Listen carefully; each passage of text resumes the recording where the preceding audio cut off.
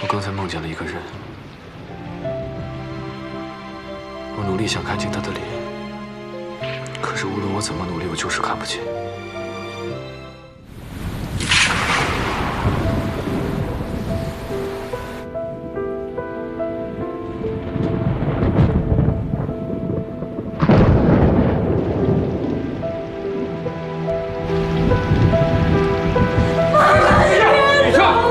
雨轩，我求你留下来，爸爸，你别走！让他下去睡觉。你放开我！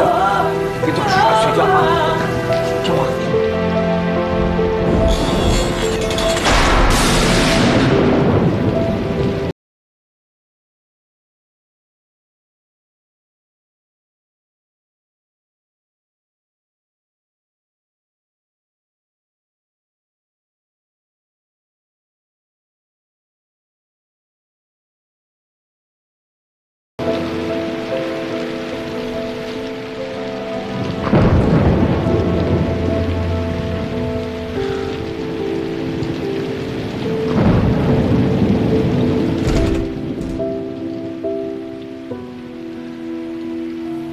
你刚才做梦了？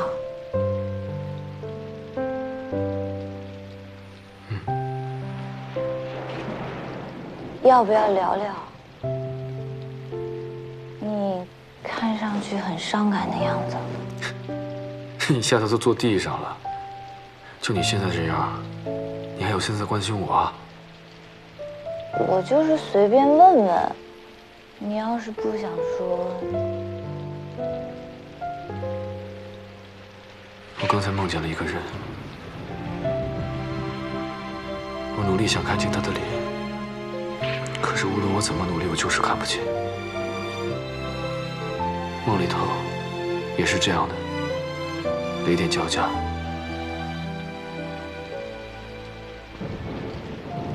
他是你的亲人？是，可他很早就离开我了。他已经去世了。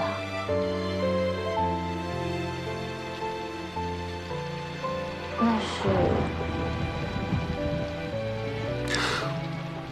好了，都是很久以前的事了，早点休息吧。